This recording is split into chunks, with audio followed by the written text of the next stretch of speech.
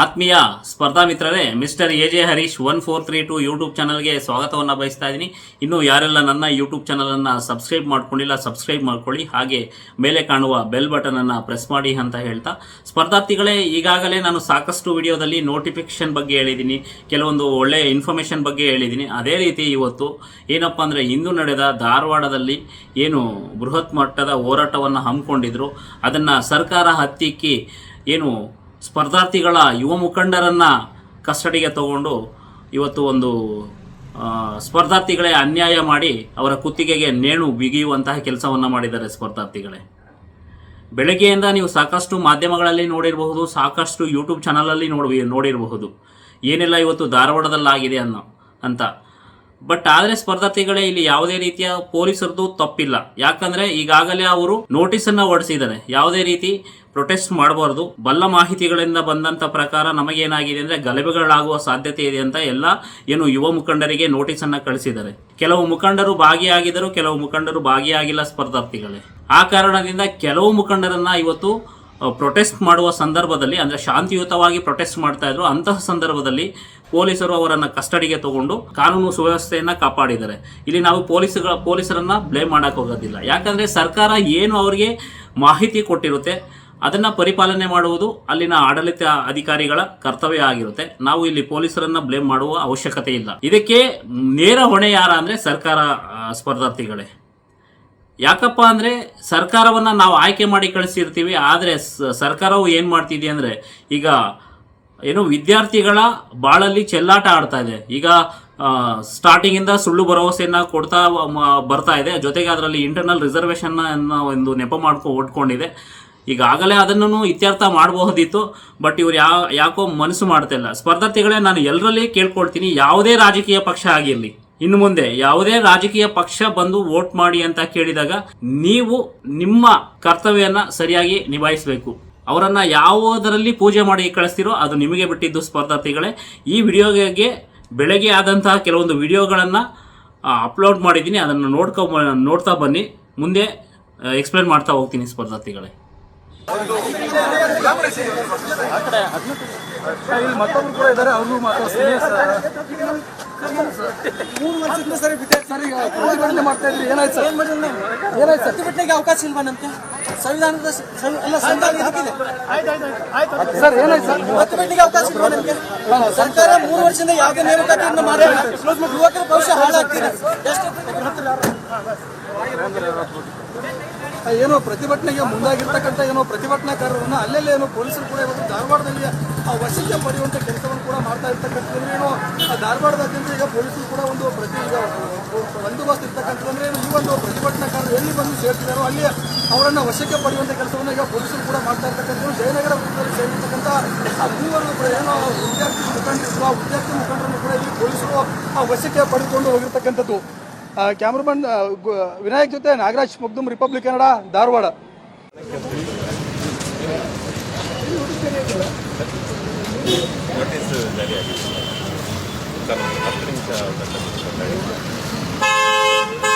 ಶಾಂತಿಯುತವಾಗಿ ಯಾವ ಘೋಷಣೆ ಏನು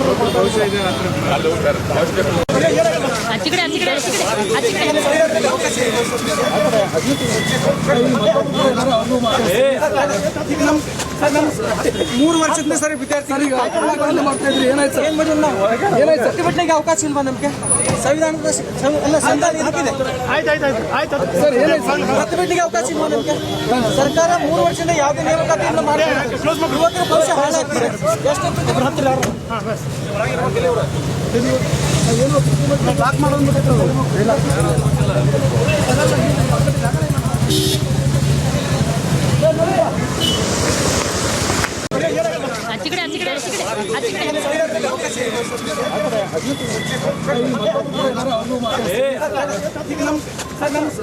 ಮೂರು ವರ್ಷದಿಂದ ಸರ್ ವಿದ್ಯಾರ್ಥಿ ಮಾಡ್ತಾ ಇದ್ರಿ, ಏನಾಯ್ತು ಸರ್?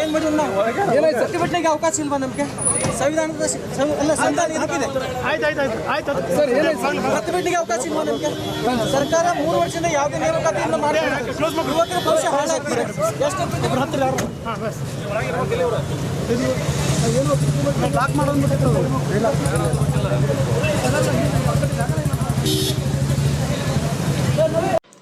ಸ್ಪರ್ಧಾರ್ಥಿಗಳೇ ವಿಡಿಯೋ ನೋಡಿರಬೇಕು ನೀವು.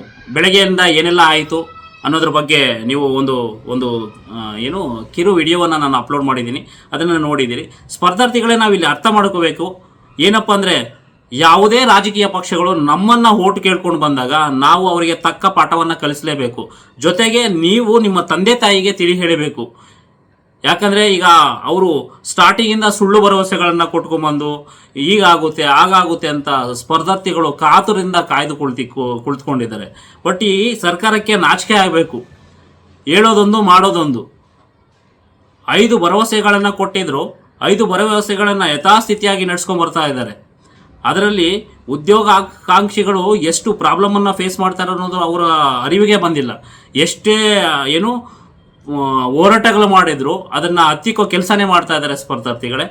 ದಯವಿಟ್ಟು ನಾನು ನಿಮ್ಮಲ್ಲಿ ಕೇಳ್ಕೊಳ್ತೀನಿ, ಪ್ರತಿಯೊಬ್ಬ ಸ್ಪರ್ಧಾರ್ಥಿಯಲ್ಲೂ ನಾನು ಕೇಳ್ಕೊಳ್ತೀನಿ ಏನಪ್ಪ ಅಂದರೆ, ಯಾರು ಈಗ TP ZP ಮತ್ತು ಏನು ಗ್ರಾಮ ಪಂಚಾಯತಿ ಎಲೆಕ್ಷನ್ ಇದೆಯಲ್ಲ, ಯಾರು ವೋಟ್ ಮಾಡಬೇಡಿ. ಇದು ಪ್ರವೋಕ್ ಅಂತ ತಿಳ್ಕೊಳ್ಬೇಡಿ. ನಮ್ಮ ಹಕ್ಕು, ಮತವನ್ನು ಚಲಾಯಿಸೋದು ನಮ್ಮ ಹಕ್ಕು. ಆದರೆ ನಾನು ಹೇಳ್ತಾ ಇದ್ದೀನಿ ಸ್ಪರ್ಧಾರ್ಥಿಗಳೇ, ಯಾರು ವೋಟ್ ಮಾಡಬೇಡಿ. ಯಾವುದೇ ರಾಜಕೀಯ ಪಕ್ಷಕ್ಕೆ ನೀವು ವೋಟ್ ಮಾಡಬೇಡಿ.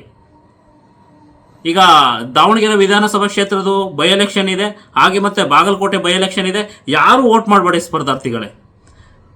ಅಂದರೆ ಯುವಶಕ್ತಿಯ ಒಂದು ಶಕ್ತಿ ಏನು ಅಂತ ಅವರಿಗೆ ತೋರಿಸ್ಬೇಕಾಗುತ್ತೆ. ಯಾಕೆ ಅಂದರೆ ಆ ವಿಡಿಯೋದಲ್ಲಿ ನೋಡಿ, ಸ್ಪರ್ಧಾಕಾಶಿ ಅಕಾಡೆಮಿಯ ಲಕ್ಷ್ಮೀಕಾಂತ್ ಸರ್ ಇದಾರಲ್ಲ, ಅವರನ್ನು ಯಾವ ರೀತಿ ದರನೇ ಎಳ್ಕೊಂಡು ಹೋಗ್ತಾ ಇದ್ದಾರೆ. ಬಟ್ ಮಾನವೀಯತೆ ಎಲ್ಲರಲ್ಲೂ ಇದೆ ಸ್ಪರ್ಧಾರ್ಥಿಗಳೇ. ಅಲ್ಲಿ ನಾವು ಅಧಿಕಾರಿಗಳನ್ನು ಬ್ಲೇಮ್ ಮಾಡೋಕ್ಕಾಗೋದಿಲ್ಲ. ಯಾಕಂದರೆ ಸರ್ಕಾರ ಏನು ಡೈರೆಕ್ಷನ್ ಕೊಟ್ಟಿರುತ್ತೋ ಅವರು ಅದನ್ನು ಮಾಡ್ತಾರೆ.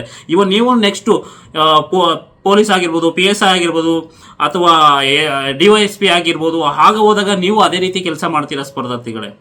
ಇವರು ಡೈರೆಕ್ಷನನ್ನು ಪಾಲನೆ ಮಾಡಬೇಕಾಗಿತ್ತು, ಬಟ್ ಆದರೂ ಇವರು ಪಾಲನೆ ಮಾಡಿಲ್ಲ. ಬಟ್ ಏನೇ ಆಗಿರಲಿ ಸ್ಪರ್ಧಾರ್ಥಿಗಳೇ, ನಾನು ಒಂದು ಹೇಳ್ತೀನಿ, ಯಾವುದೇ ಕಾರಣಕ್ಕೂ ಯಾವುದೇ ರಾಜಕೀಯ ಪಕ್ಷ ನಿಮ್ಮನ್ನು ಮನವೊಲಿಸಲು ಬಂದಾಗ ಯಾವುದೇ ಕಾರಣಕ್ಕೂ ನೀವು ವೋಟ್ ಮಾಡಬೇಡಿ. ಓಕೆನಾ? ಈಗ ನಾನು ಏನು ನ್ಯಾಷನಲ್ ಪಾರ್ಟಿ ಆಗಿರ್ಬೋದು, ರೀಜನಲ್ ಪಾರ್ಟಿ ಆಗಿರ್ಬೋದು, ಯಾವುದು ನಾನು ಫೇವರ್ ಆಗಿ ಮಾತಾಡ್ತಾ ಇಲ್ಲ. ಎಲ್ಲನೂ ಒಂದೇ. ಇಲ್ಲಿ ಎಲ್ಲರೂ ಭ್ರಷ್ಟರೇ. ಯಾವುದೇ ಪಕ್ಷ ಬಂದ್ರೂ ಅವರು ಬೇಳೆಕಾಳು ಬೇಯಿಸ್ಕೊಳ್ತಾರೆ ಹೊರತು ಇನ್ನು ಜನಸಾಮಾನ್ಯರ ಏನು ಕೂಗು ಅವರಿಗೆ ಕೇಳೋದಿಲ್ಲ. ಬಟ್ ಯಾವಾಗ ಅಂದರೆ ನೋಟಿಫಿಕೇಶನ್ ಆಗುತ್ತೆ ಅನ್ನೋದ್ರ ಬಗ್ಗೆ ನನಗಂತೂ ಸರಿಯಾದ ಮಾಹಿತಿ ಇಲ್ಲ ಸ್ಪರ್ಧಾರ್ಥಿಗಳೇ. ಬಟ್ ಇವತ್ತಂತೂ ನನಗಂತೂ ಬೇಜಾರಾಯಿತು. ಯಾಕಂದರೆ ಅವರು ಏನು ಮಾಡ್ತಿದ್ರು ಧಾರವಾಡದಲ್ಲಿ, ಅಷ್ಟು ಏನು ಮಾಡ್ತಾಯಿದ್ರು ಸ್ಪರ್ಧಾರ್ಥಿಗಳು ಶಾಂತಿಯುತವಾಗಿ ಹೋರಾಟ ಮಾಡ್ಕೊಂಬಂದಿದ್ದಾರೆ. ಇಲ್ಲಿ ತನಕ ಶಾಂತಿಯುತವಾಗಿ ಹೋರಾಟ ಮಾಡ್ಕೊಂಬಂದಿದ್ದಾರೆ. ಪರ್ಮಿಷನ್ ಕೊಡಬೇಕಿತ್ತು. ಯಾಕೆ ರಾಜಕೀಯ ಪಕ್ಷಗಳು ಯಾವುದೋ ಒಂದು ಏನೋ ಫಂಕ್ಷನ್ ಮಾಡ್ತಾರೆ ಅಂತ ಇವರು ಸಡನ್ನಾಗಿ ಕೊಟ್ಬಿಡ್ತಾರೆ. ಮತ್ತು ಇನ್ನೊಂದೇನೆಂದರೆ, ದಿನ ಕಳೆದಂತೆ ನಮ್ಮ ವಾಕ್ ಸ್ವಾತಂತ್ರ್ಯವನ್ನು ನಾವೇ ಕಳ್ಕೊಳ್ತಾ ಇದ್ದೀವಿ. ಅದರ ಮೇಲೇನೂ ಕೆಲವೊಂದು ಲಿಮಿಟೇಷನ್ನ ಏರಿದೆ ಸರ್ಕಾರ. ಅದೇ ಎತ್ತ ಸಾಗುತ್ತಿದೆ ಅಂತ ನನಗೆ ಅನಿಸ್ತಾ ಇದೆ. ಇಂದಿನ ಪೀಳಿಗೆ ನಾವೊಂದು ಬ್ರಿಟಿಷರ ಆಡಳಿತದಲ್ಲಿ ಇದ್ದೀವಿ ಅನಿಸ್ತಾ ಇದೆ. ಜೋರಾಗಿ ಏನಾದರೂ ಮಾತಾಡಿದ್ರೆ ಅವ್ರ ಮೇಲೆ FIR ಹಾಕೋದು, ಅಥವಾ ಅವ್ರ ಮೇಲೆ ಧಮಕಿ ಹಾಕೋದು, ಈ ರೀತಿ ಮಾಡ್ತಾ ಇದ್ದಾರೆ ಸ್ಪರ್ಧಾರ್ಥಿಗಳೇ. ಈ ಸರ್ಕಾರ ಎಷ್ಟು ದಿನ ಇರಬಹುದು? ಆರ್ಲಿ ಇನ್ನ 2 year, 1.5 year, 2 year. ತದನಂತರ ಮತ್ತೊಂದು ಸರ್ಕಾರ ಬರುತ್ತೆ, ಆ ಸರ್ಕಾರನೂ ಅದೇ ರೀತಿ ಮಾಡುತ್ತೆ. ಡೆಮೋಕ್ರಸಿ ಅನ್ನೋದೇ ಕಳ್ಕೊಳ್ತಾ ಹೋಗ್ತಾ ಇದ್ದೀವಿ ನಾವು. ಪ್ರಜಾಪ್ರಭುತ್ವ ವ್ಯವಸ್ಥೆಯಲ್ಲಿ ನಾವು ಇಲ್ಲದೆ ಹೋಗ್ತಾ ಇದ್ದೀವಿ. ಇವರದೇ ಏನು ಹೇಳ್ತಾರೆ, ಡಿಕ್ಟೇಟರ್ಶಿಪ್ಪನ್ನು ಮಾಡ್ತಾ ಇದ್ದಾರೆ ಈಗ ಪ್ರೆಸೆಂಟ್ ಕರ್ನಾಟಕದಲ್ಲಿ. ನನಗೆ ಅಂದರೆ 2017-18 ಇದ್ದಂಥ ಸಿದ್ದರಾಮಯ್ಯ ಸರ್ಕಾರ, ಬಟ್ ಈಗಿನ ಸರ್ಕಾರಕ್ಕೆ ಲಾಟ್ ಆಫ್ ಡಿಫ್ರೆನ್ಸ್ ಇದೆ. ಅಜಗಜಾಂತರ ವ್ಯತ್ಯಾಸ ಇದೆ.